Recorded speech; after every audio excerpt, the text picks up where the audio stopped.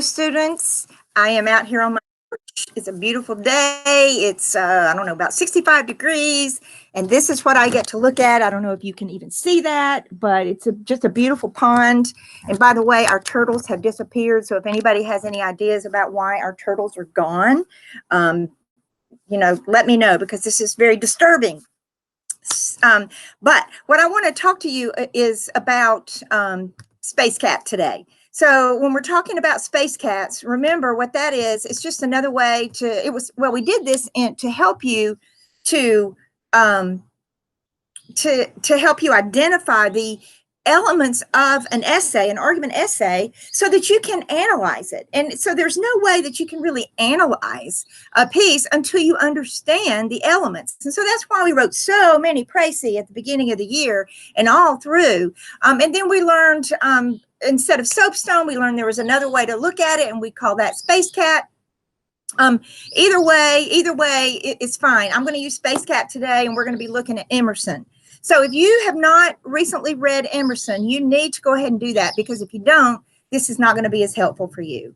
So what I want to talk about is how to write the introduction of a rhetorical analysis. And the way that you do that is you bring in all the information from précis or from the Spacecat identification. Now, remember, your introduction in rhetorical analysis, though, does not have to be very long. When we're writing an argument, remember, that may be 1 to 2 paragraphs, but in a rhetorical analysis, it may be just 3 sentences. But let's look at what needs to be in the introduction, and also we'll move that on into your thesis statement. But first of all, we have to know what the subject is. And we know that the subject is self-reliance. What is self-reliance? Well, Emerson is going to tell us what that is, because he is in definition mode. So if you want to convince someone of something, maybe you should go into definition mode. Definition does not mean use a dictionary. Never do that. Never say, well, the meaning of this, says Webster's dictionary, is blah, blah, blah. Nobody wants to know that. What they want to know is what you think it is, and they want to hear your unique description, your unique definition, and how it relates to the topic, the thing that you want to encourage me to do, or the argument that you are making.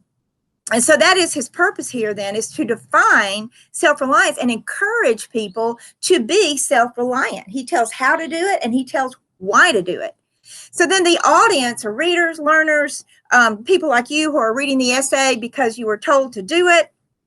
But what we want to also look at, I think, is that people who are self-examiners are going to be the ones who would read an essay like this.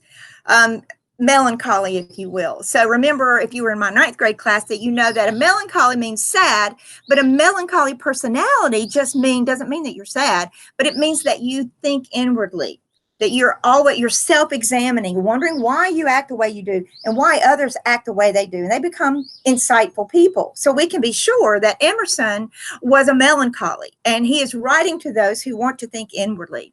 And then the context, well, is transcendentalism period, early 1800s, mid 1800s. There was an emphasis then on the reasoning process. So that's important. Now, if you know a lot about that, then you might include that in your introduction at the beginning and just kind of give a little background about transcendentalism, and then lead on into what Emerson had to say. And then the next thing we have here is the choices, or the exigence, excuse me. The exigence is really just why he wrote it. And he wrote it because he was a teacher, and he wanted to teach. He wanted people to understand why they should self-examine, and then why they should be, and how they can be self-reliant. There's not a lot of exigence here, but sometimes your work will have an exigence. And if it has a specific one, for example, if it's a letter or a speech, then you want to make sure, why was that speech given? Did the person write the letter? That's very important. That's the exigence. What prompted this person to make the argument?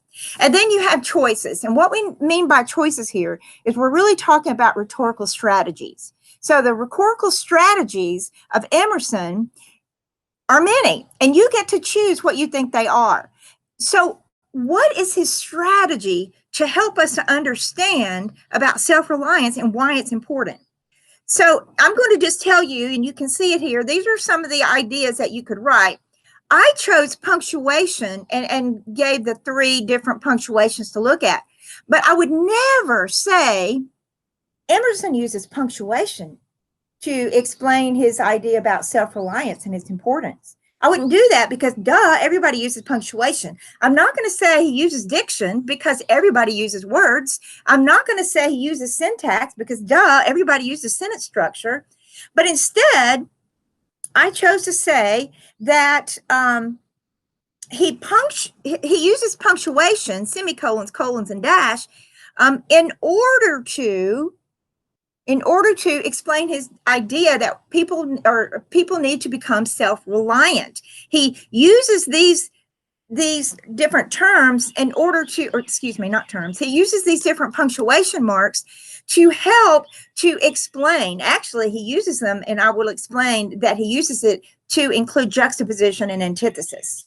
So that's what really the crux of this punctuation is, that he uses semicolons, colons, and dash in order to juxtapose, in order to create the antithesis that he's looking for.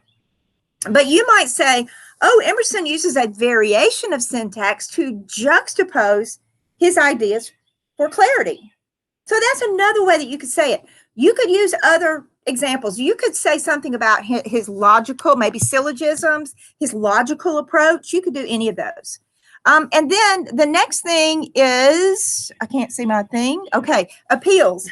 The appeals would be, of course, ethos, pathos, and logos, but you're not going to say, oh, he uses logos in order to, you're not going to say that, because we're going to avoid using those words because we want to be more specific. That's the name of the game, be more specific. So if you use the word logos or use the idea logos, instead you're going to say he appeals to logic with syllogisms and if-then strategies. Or you might say he uses ethos when he refers, no, excuse me, he appeals to trust, or he increases his credibility. See, I almost did it there. When he refers to a higher power.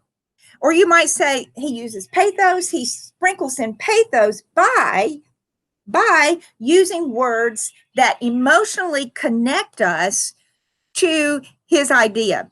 You want to say perhaps he sprinkles it throughout with didactic terms. So you could use the word pathos, but you just can't stop there. You have to make a very specific claim here. Very important that you do not organize or structure your paper according to 3 ways to use ethos, or he uses ethos, pathos, and logos. We don't want to do that. Don't do that. You will not get a good score if you do that. And then the last thing is his tone. I chose didactic because that teaches a lesson.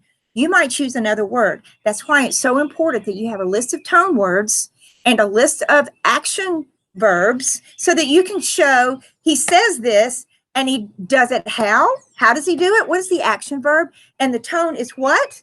And you want to use a very specific word for that. So you may not use the word didactic. You might use another word. It's going to be according to how you interpret the piece. So the next one that I'm going to do, I'm going to stop here, but I'm going to come back and we're going to talk about the thesis statement. So after you've listened to this, if you want to go on straight to the next video, that's fine, or you can take a break and listen to it later. So miss you guys. Bye.